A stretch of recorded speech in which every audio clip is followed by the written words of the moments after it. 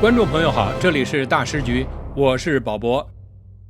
最新迹象显示，中共高层正在发生微妙的变化。习近平的亲信蔡奇、陈希最近在公开讲话里对习的吹捧明显降调，这是因为张又侠和元老势力的联手施压，还是他们看准了风向，在激烈的内斗里为自己留后路？与此同时，胡春华正逐渐走回聚光灯下。香港资深出版人严春沟爆料，胡春华在20大上并非被动出局，而是主动请辞政治局委员，留下了一手。这究竟是权斗里的以退为进，还是高层博弈的暗棋？更劲爆的是，海外自媒体老登爆料，中央军委副主席张又侠已经把手伸向国安系统，军管小组直接接管了国安部。习近平的心腹陈一新被调离，改由甘肃省委书记胡昌生接任国安部长。这是否意味着刀把子核心已经发生了转移？表面上中共高层还是一片团结氛围，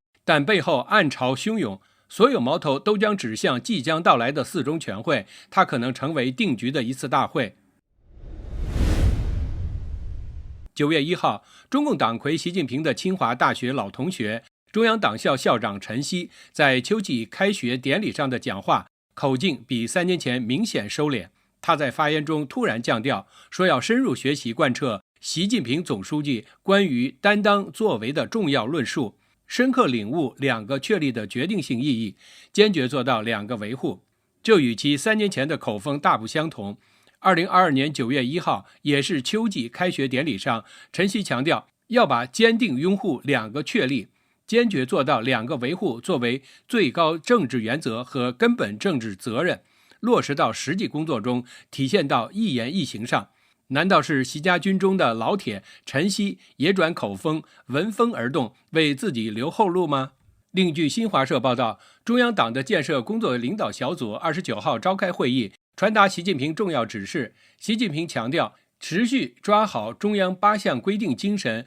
贯彻落实，以及党建问题，要有打攻坚战、持久战的决心和恒心。中央政治局常委、中央党建工作领导小组组长和副组长蔡奇和李希出现会议并讲话。去年的党建会是在4月3号召开，蔡奇、李希也有参加。大纪元评论员周晓辉分析认为，今年的3月党建会议与去年4月的会议相比有些反常。一个反常之处是，今年的会议是被凌驾于蔡奇之上的党中央要求召开的，而去年则是蔡奇主动要求召开的。前者党中央决定彰显了中央的决策，体现的是集体领导的意志，是由上而下的要求蔡奇去做，不管他是否愿意。而后者经党中央同意，说的是蔡奇有召开会议的意向，所以报请中央得到了批准，说的是由下而上的行为。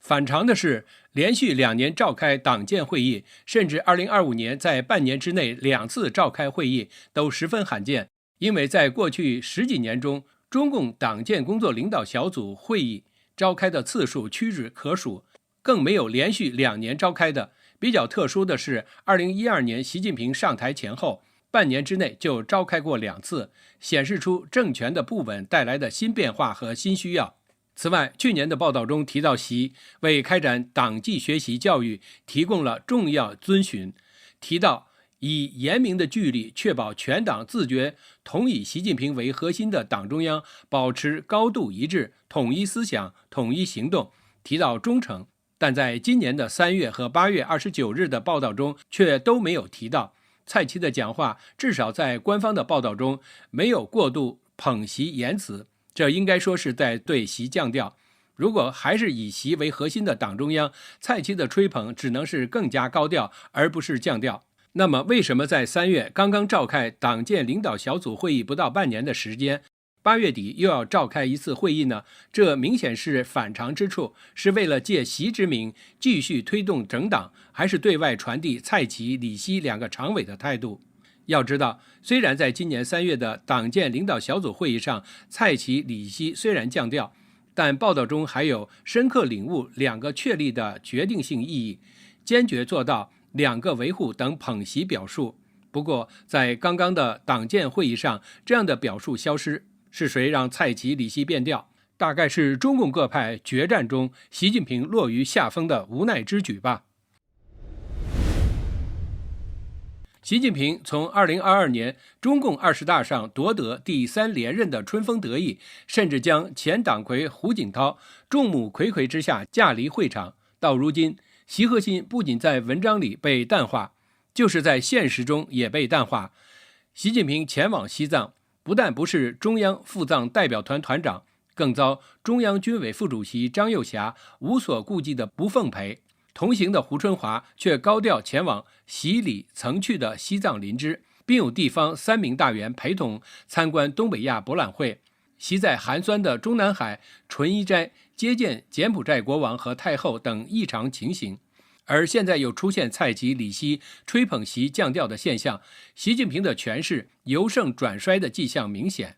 香港资深出版人严纯沟撰文指出，胡春华确实是与孙政才被胡温体制认定为继习近平之后的最高权力接班人，这是依邓小平隔代指定的原则确认的。本来如果一切正常发展，习近平、李克强卸任后就是交班给孙政才与胡春华，可惜孙政才来不及接班就被习近平拿下。胡春华在党内位高至政治局委员，但在中共20大上他竟主动提出不再续任政治局委员，此事在中共党内属于破天荒的举措。习近平当即接受，留下胡春华空缺，政治局变成了24人的体制，并且对胡春华给予了高风亮节的评价。